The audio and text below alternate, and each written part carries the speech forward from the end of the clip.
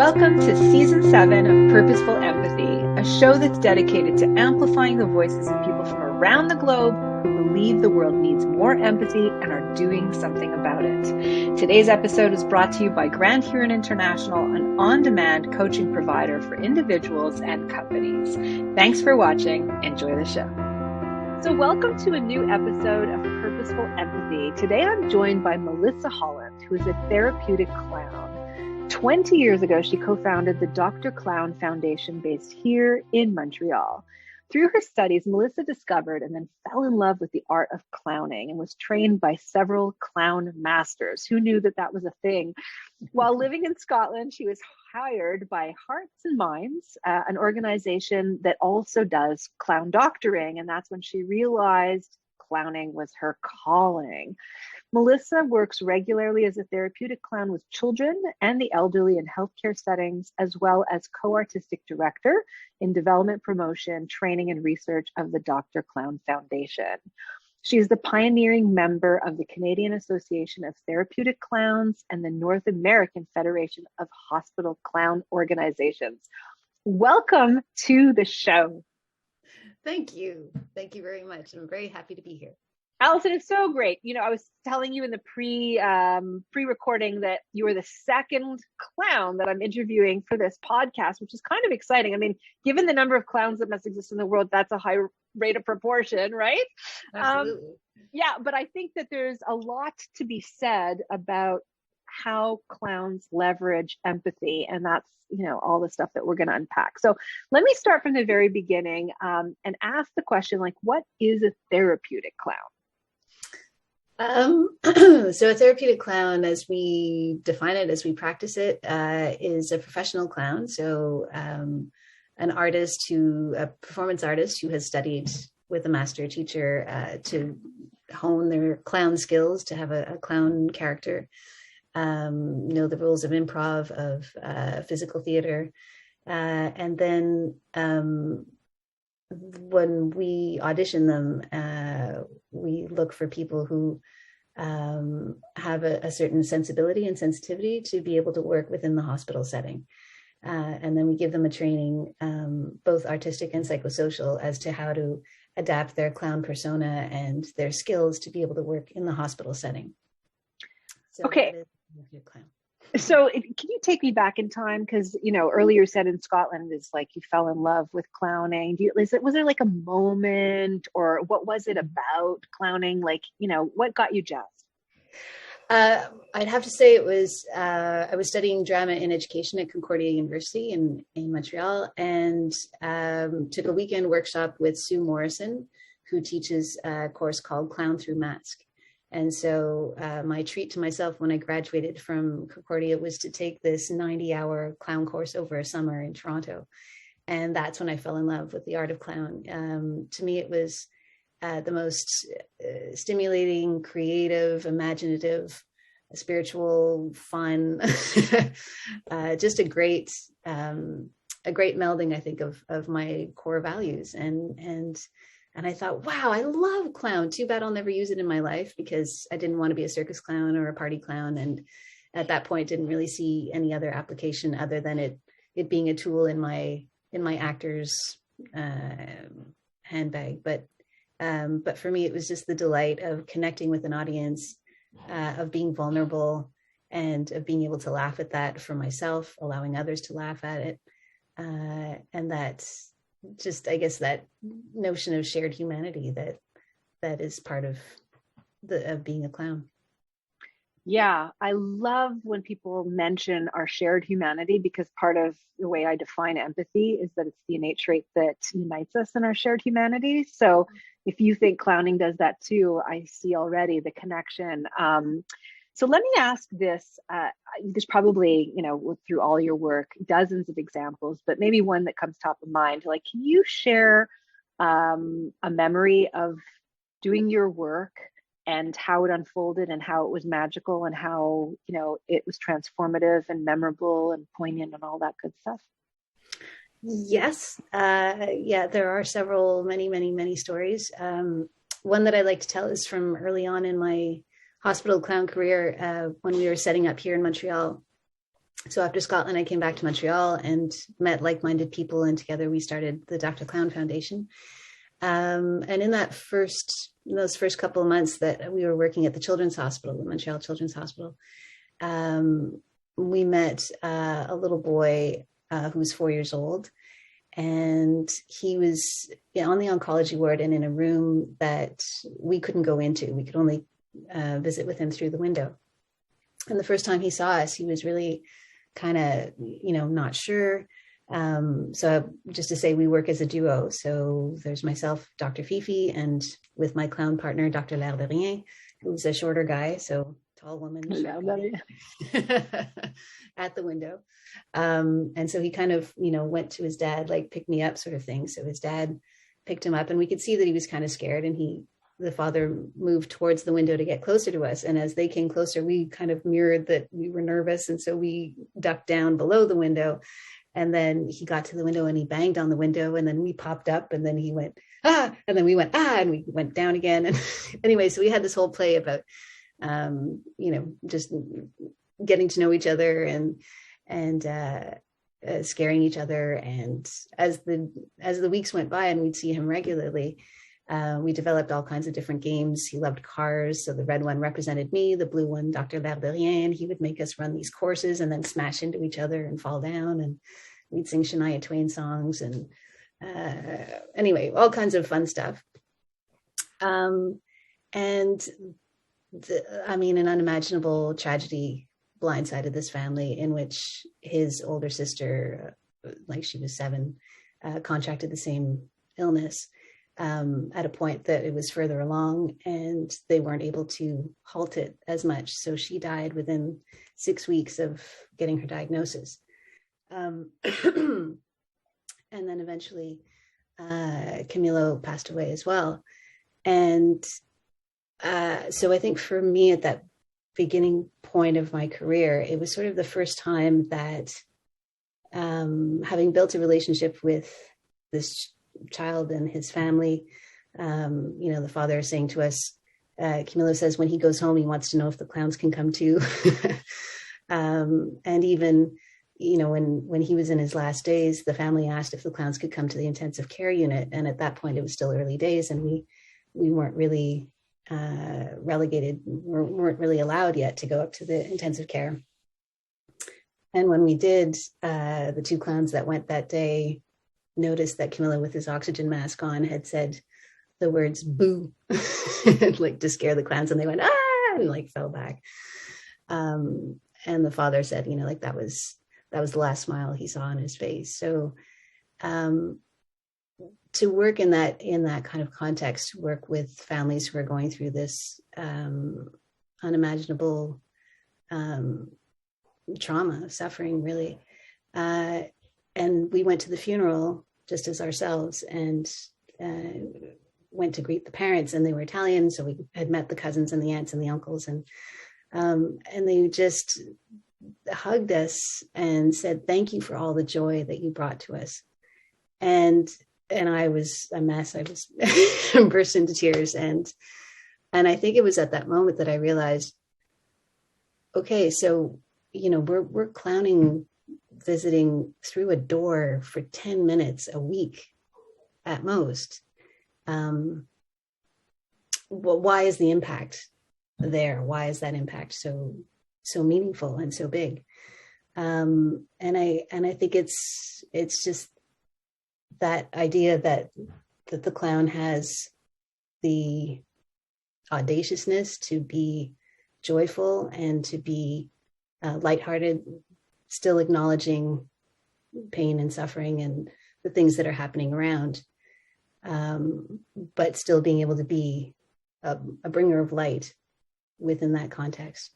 And in doing so, by bringing their own vulnerability and their curiosity and their desire to find what's healthy and what is the way to connect, then there's like an invitation to forget all the stuff that's happening around them, to be able to engage in that moment of play and that moment of joy. And then that can sustain them and reminds them, even when the clowns aren't present, that, oh yeah, what can we do to connect, to play, to have fun. So just being a catalyst, I think, for that notion that fun, laughter, play are things that are going to help us be more resilient and get through this time that's really difficult. I'm really moved by what you've just shared, and I can actually sense in my body how like differently I'm breathing.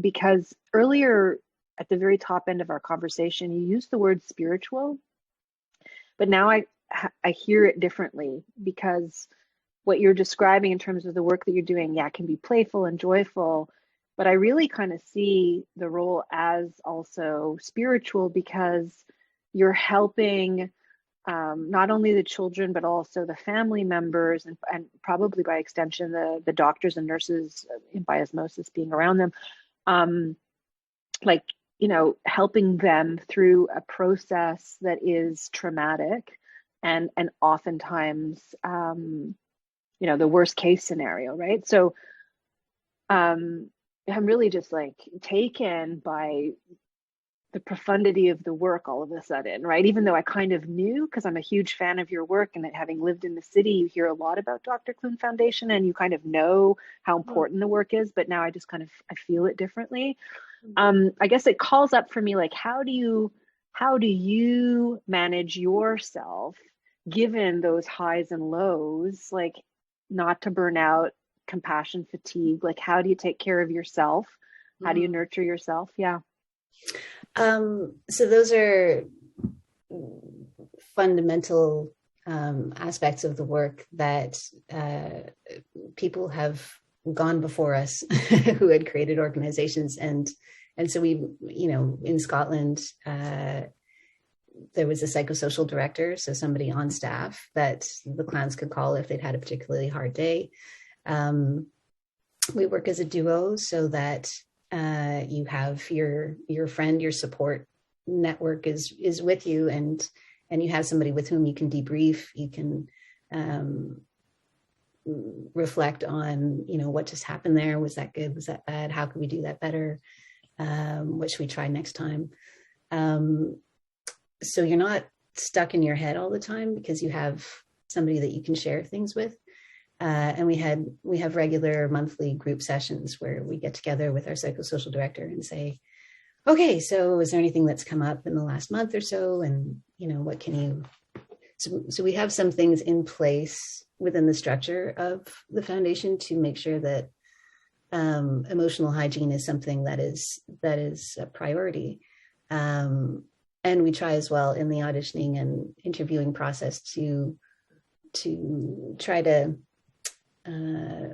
make sure that we're hiring people that seem to be, it's hard to always know, and you know, that the people have some kind of resource network around them to be able to help if they're going through a particularly hard time. So whether it's religion or a therapist or friends, or, you know, just going out in nature, or if they have some kind of practice that they have to regularly rebalance themselves when life gets to be a bit too much. So yeah, so those are some of the things that are in place. And also we say full-time work is 3 days a week, so that our artists can also go out and do other work that fulfills them artistically. Because as we say, when they're in the hospital, the focus is on the patient and what their need is. So, you know, if the patient doesn't necessarily need a great juggling routine at that moment, then, you know, to be able to fulfill whatever the need is there. So if they want to fulfill their artistic needs, then they can do it elsewhere. Beautiful, beautiful. I imagine this is not going to be like a softball, easy question to answer. I mean, this is probably like, I don't know, very deep, very philosophical, but we'll go there. I suppose being so close to illness and death on a regular basis, that you've had thoughts about the meaning of life and how to live your life. I don't know. I just wonder, like, how has your work impacted the way you view your life and the meaning of life? Just yeah, that's a big one.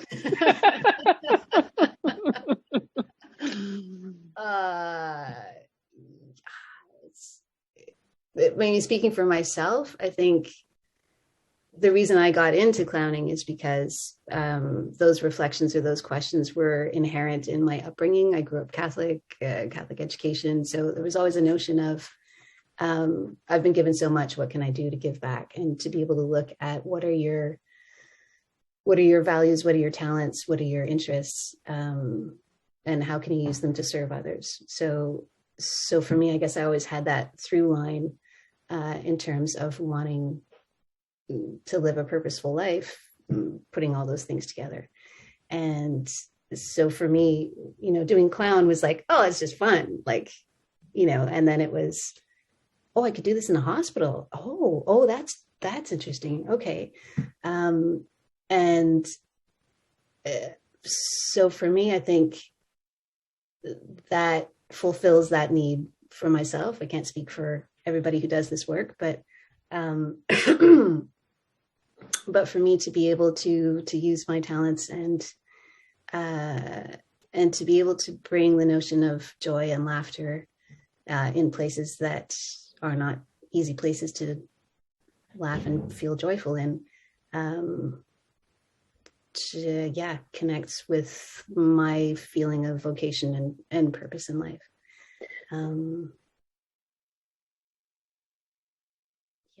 So it's funny, even after 20 years, I think I have friends going, so you're still doing that, huh? Like,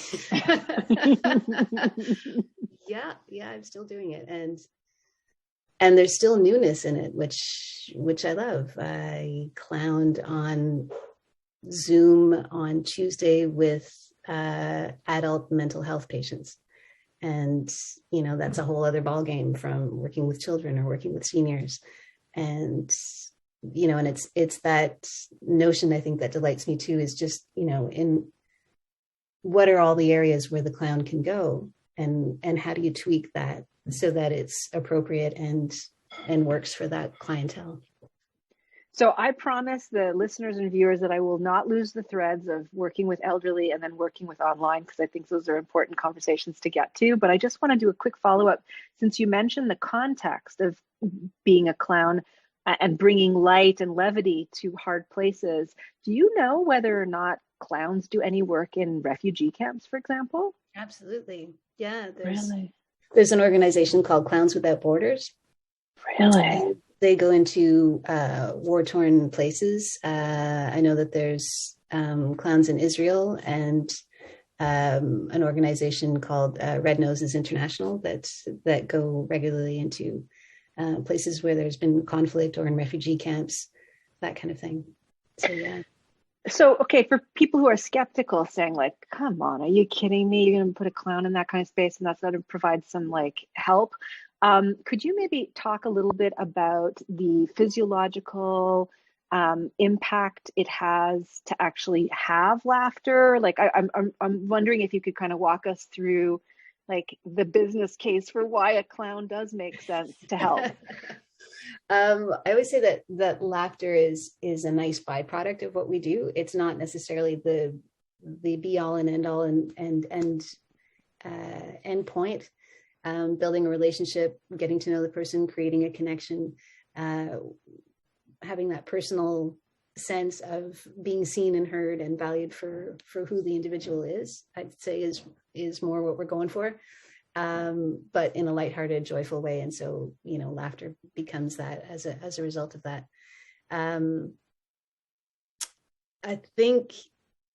I mean, clowns in North America don't generally have a great reputation. So it is something we have to work hard on.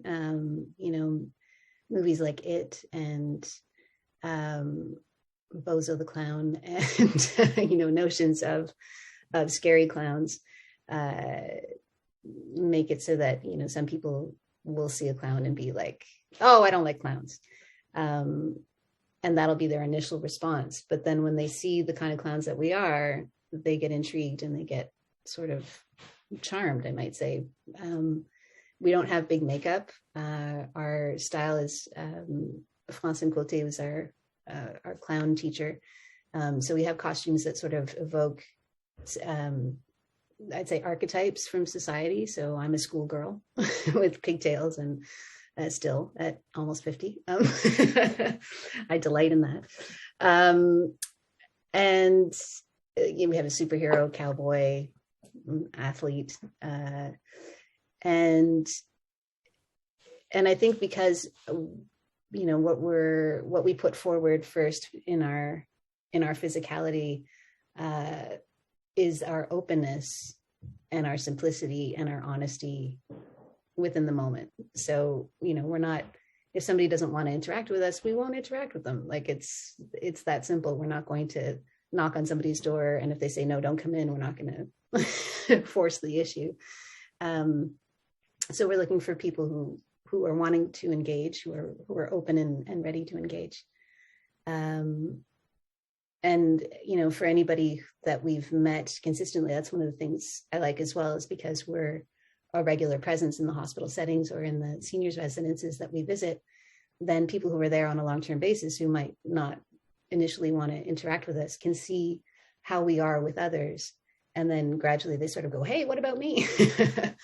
And acknowledging too that the moments might not be appropriate, it might not be for everyone, and that's fine. And to be able to give that choice as well is something that's empowering within the hospital clown setting, because you don't have so much choice about what's going on, but you can say no to the clowns. You can slam the door, you can say, get out of here. And we will. We might bang the door on the way out, but Today's episode was brought to you by Grand Huron International, an on-demand coaching provider for individuals and companies. So it sounds like also some of your work is really about being present and perceptive and attuned, and all of that kind of sounds like within the cloud space of empathy. So can you make the connection between the work that you do? Like why is empathy such an important part of the work of a clown? I guess empathy, as I understand it, is making a connection with people, and making a connection with an emotion that they're feeling at that moment. So I think what the clown is able to do is because of, there's the 5 values of clown, which is simplicity, honesty, lightness, openness, and pleasure. And if you have all those 5 states well within you, when you knock on the door and ask if you can come in, then there's an ability to listen and to welcome and to be sensitive to whatever's in front of you, and to adhere to it to a certain extent. So not trying to distract necessarily, but taking that as a starting point.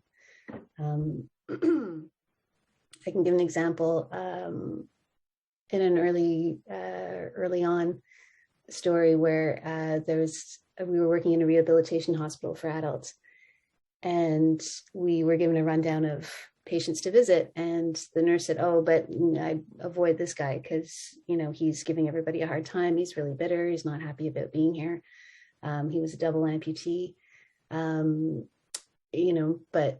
I mean, you can knock on the door and see, but I doubt he's going to be very receptive. So we knock on the door, and sure enough, there's this older gentleman with a big belly and crazy gray hair and big crazy eyebrows and glasses. And he looks at us over his glasses, and if looks could kill, that would have been it. But my clown partner noticed that he did have on his bedside a picture of a Buddha. And so my clown partner said in French, "Êtes-vous Bouddha ou boudeur?" which is a play on words between, are you a Buddha or someone who pouts? Because of course he was looking at us like this, and he had the belly and everything.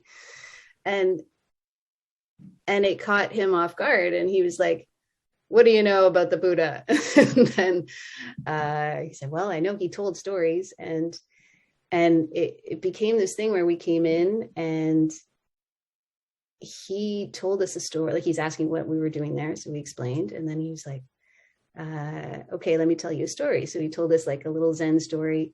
He gave us his cookies, and we meditated on our noses for a minute.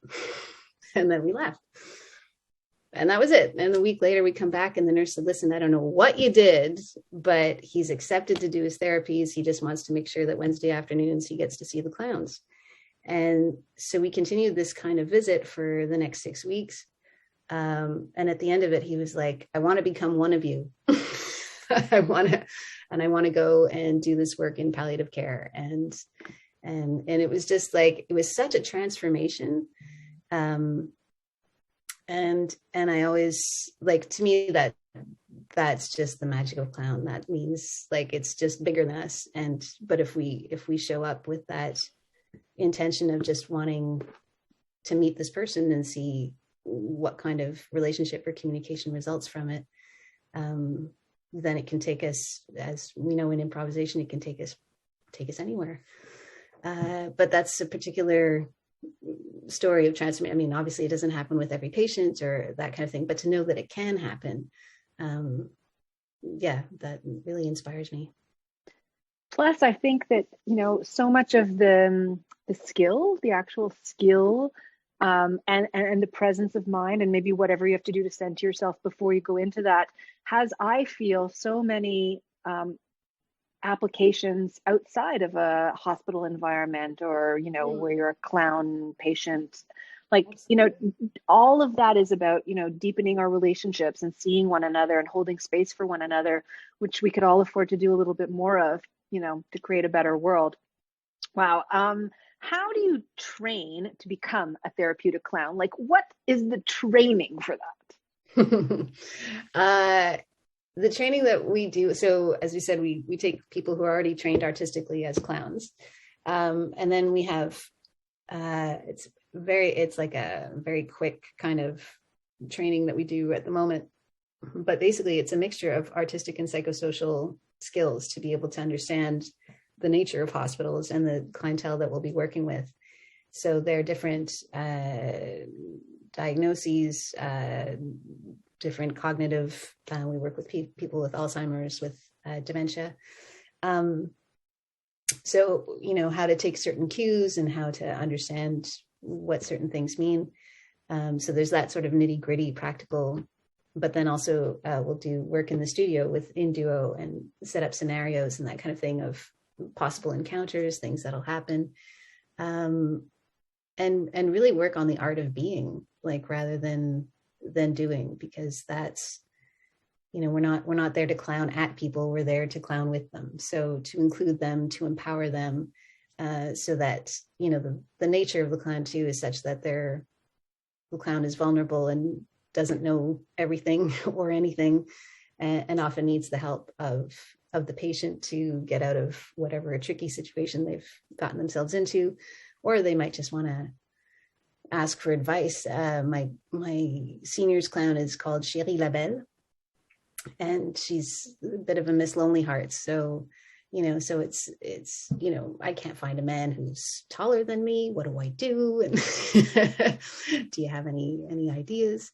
And it's lovely to hear all the different responses that people have in terms of, ideas of finding a man, or or what their best recipe is for spaghetti sauce, or any number of things. And I'd say, working with seniors in particular, there's this idea of there's such an untapped resource in this stage where they're at in long-term care, and they're being taken care of constantly. So suddenly to be given the chance to take care of someone else is really, like, you see them sitting up straighter and and happy to impart their knowledge and their wisdom. So that, okay, went off a bit. That's okay. That could circle back to the elderly golden age group, because I imagine when you started the foundation and the work was specifically for children, and then maybe a need presented itself and you're like, well, maybe we should also look at this group. Like, how did it come to be that you worked with elderly, and how is that work different? You've started to talk about it, but maybe we could go a little deeper. I'd say we're pretty unusual in the sense that we actually started with seniors. As we were working on our business plan for the Dr. Clown Foundation, we had one seniors residence that we visited every 2 weeks. And that came about because Olivier, one of the co-founders, had been working with Clowns Without Borders and handing out red noses at the Just for Laughs festival. And he bumped into an elderly gentleman who said, "Oh, I'm on the board of the seniors residence. Have you ever clowned with seniors?" And Olivier was like, "No." And he's like, "Well, come and try it." So it was really this gentleman on this board of a seniors residence who saw some potential, and Olivier first went in with a couple of friends, and then when I came into the picture, we had this regular gig that we did, and it was amazing. Like, just like neither of us we were in our late 20s. We didn't have much contact with elderly people. Our grandparents had passed, and I'd say the notion of the clown that you have to be careful with in long-term care is the notion of being infantilizing, of treating them as if they were children. And for us, the notion of empowerment, of taking them where they're at and giving them a choice, and valuing and celebrating the life that they have lived and are living, getting to know their interests and, who they are as people, that's really the value of the clown, that wants to come and learn from them, and wherever they're at. If a senior is not, wants to sing Frère Jacques or Gentil Alouette, then we'll go in with them. And it doesn't mean that we're treating them as children. It just means we're taking them where they're at. And the notion of working with people with dementia in particular is, they're very much in the present moment, and so is the clown. So that's an aspect that where we connect. But also, even if there's no more cognitive memory or personal memory, there's an emotional memory, and the clown's motor is emotion. So to be able to create scenarios or situations where there's a conflict between the two partners, that the senior can identify, can relate with, then it makes them laugh, or makes them want to sympathize, or makes them want to take care of. And those are things that they can still do. As I'm listening to you speak, I'm thinking that we all in our society know the value of med school and a doctor, a surgeon, and nurses. Especially over the last couple of years, in particular with COVID. But to me, it feels like if we're talking about whole person care and not just sort of like a specific kind of surgery, like clowns are essential to that, right? So how have you noticed things change in the healthcare provision, healthcare, space, where there's a sense of trying to look more holistically at the well-being of patients and kind of meeting their needs? I think the pandemic has really put a spotlight on that, because we had to withdraw, as well as any other complementary therapy or care that was being offered at the center. And so for 2 years, there has been very little. And to see what that effect is on people in long-term care in particular, I think was startling for many. So, we've been able in between waves to make inroads and to come back on the units. And often we're greeted by staff with a big breath, with tears in their eyes, just a notion of representing things coming back to normal, representing hope, and acknowledging that the staff on the ground right now are so stretched, and so just doing the best they can with very little, to know that, okay, good, then there's going to be a moment of levity in this person's life, in our lives. And there's a moment to joke. There's a moment to breathe. There's a moment to just, how are you doing today? Or just relax and be human. I think that necessity for all of us has become a lot clearer, and that before it used to be considered, oh, it's nice to have, isn't that pleasant? Mm-hmm. But the essentialness of that, and that it's such a such a part, a core value, core necessity as humans to connect and to laugh and to be together. Yeah. So on the topic of COVID, you've had to do some clowning over Zoom as well. How's that worked? How have you done virtual? How have you been a virtual clown? How's that going? It went. And we're very happy to be back in presence, present on the units. There was some McGill students that did a research project on it to see, and the title of it is "We Are Still Doing Some Magic." So that was nice. I think we were all just, within 10 days of the shutdown in March of 2020, we were able to get online to set up this service. And I think so we were two clowns beaming in from our homes, and then there would be a child at home, either who had been in a specialized school or who's being cared for but wasn't in the hospital at that particular moment, was being cared for at home, would come in, and we'd have like a 20 minutes visit with them. And it was interesting because it felt like, okay, there's still a connection that can be made, even though all we see is the head and the shoulders. Like, we don't know if they're tapping their foot. We don't know if the parents are glaring behind, or if they're laughing or crying, or what's going on in the rest of the room. So we just had to really focus on what was there, playing with our partner, setting up scenarios. And the thing too is understanding the framework that we were suddenly in. And it was like we were puppets, so we could make funny entrances and exits and surprises and have things hidden off camera that, like bang into our pots and pans as if we just tripped down the stairs, or, that kind of thing. And I have to say, it was really fun in the sense that it was just surprising that we were able to make these connections, because you can't really make eye contact for real on Zoom. You can fake it, but it's not quite the same, and certainly not quite the same being in the same room and being able to physically reach out and touch your partner and touch the person you're with. So those were things that we missed, and we couldn't do music together. You couldn't harmonize because of the sound lag and stuff. So one person would start and do the music, and the other would just dance or and one notion that was fun too was the idea of, we had like a whole bunch of props, and I have a 7-year-old boy, so oh, you want Lightning McQueen? Sure, I'll be right back. I go, sure, here we go.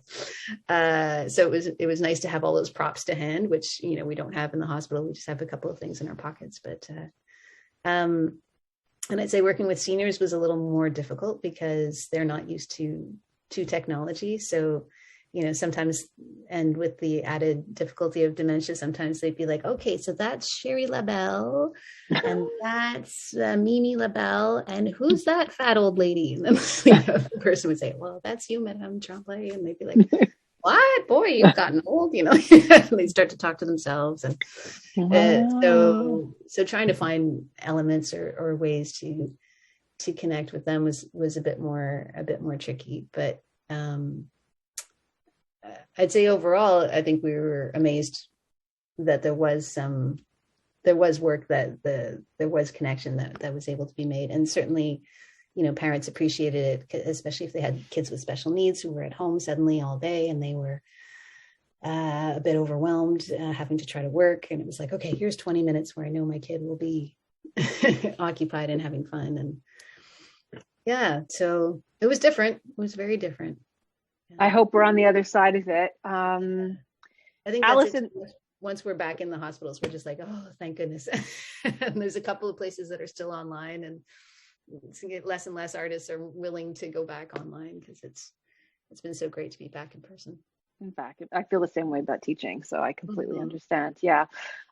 This has been such a beautiful conversation. I'm so grateful for the time, and I'm going to make sure to include lots of links and information for people to learn more about your work and make a donation to your foundation and all of that. Thank you. As a final question, I love asking my guests, I never know what to expect, but I have a feeling this might be a good one.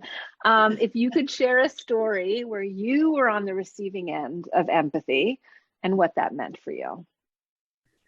Yeah, I thought about that question a lot, because as a clown, I receive empathy all the time because children and seniors are really, poor you, dear, you need help. So I was trying to think of something outside of that. And I was thinking of the first year that I taught in Scotland. So I was on a working holiday visa and got a job teaching drama in a high school in Scotland. And it was a difficult neighborhood. I was the third teacher to have been hired that year, and it was October. Like, they were just churning them out. And I had a couple of other little classes in between, like social education, which was very loosey-goosey, and you could basically teach whatever you wanted. And I was very green. It was my first year teaching, my first year in Scotland. I didn't really have a big support network. I didn't know what I was doing. So I was in over my head. And of course, these kids in particular smelled the vulnerability. And so I had this particular class that was just really difficult. Like, I can't remember exactly if it was paper airplanes or candies that were smashing against the blackboard or a cell phone going off in like the end of the 90s. So it was like really early days, and what's the protocol and how do you deal with that? And anyway, I was in over my head, and I came out of this classroom just feeling really down. And there was this janitor who had taken me under his wing. And he actually was on sick leave because he had cancer, but his whole community and friends and everything were at the school. So when he had a good day, he would come into the school. And he had been very good friends with the previous drama teacher. And so I think he wanted to kind of be there for me. And so this particular day I was coming down the staircase, and I just remember bumping into him, and he's like, "You're right there, Melissa." And I was like, "Today is the worst day of my life." And he said, "Let's hope you're right." And for someone who had cancer that was non-curable, and to be faced with this 20-something-year-old who was having a bad day in the classroom, like it was just such a, and the fact that it made me laugh and then made me reflect on the fact that, yeah, things could be worse. So, not that he was discounting how I was feeling. I mean, I'd call him in the evening and I was like, it's bad when you're calling somebody who has cancer to make you feel better. But, but he was somebody who was very empathetic to my situation and very supportive. And I just love that answer. It just helped me sort of pull myself out of my self-pity and move on. And I guess it leaves me with, again, some more tears in my eyes, but, I think the reason why I asked this question partly might be selfish because I just love the stories that I get to kind of bump up against, but it's just I can count on it being a reminder that empathy is available to us all the time, and that if we do dial up our empathy and we are there for each other, the payback, it just elevates all relationships, and it just helps in so many different spaces. And that's why I think, the world needs more empathy. That's the work that I'm doing is about, like, let's do that already, So, well, thank you for the work that you do and for putting the word out there and the notion in people's minds so that they can reflect on ways that they can be more empathetic in their lives. Thank you so much. Thank you so much, Melissa. I see Melissa. Right? Did I call you Allison before? No, I don't think so. Good news. Allison, who's Allison? Let's start over. She's much smarter. She'll have better things to say. Thank you for watching. Thank you for listening. We'll see you next week at Purposeful Empathy. What if you had access to your own council of coaches to help you break free from your thinking clutter, make that important decision, or liberate you from whatever is holding you back? At Grant Huron International, you get to choose the coach of your choice anytime from anywhere. Visit grandhuroninternational.com and harness the power of on-demand coaching today.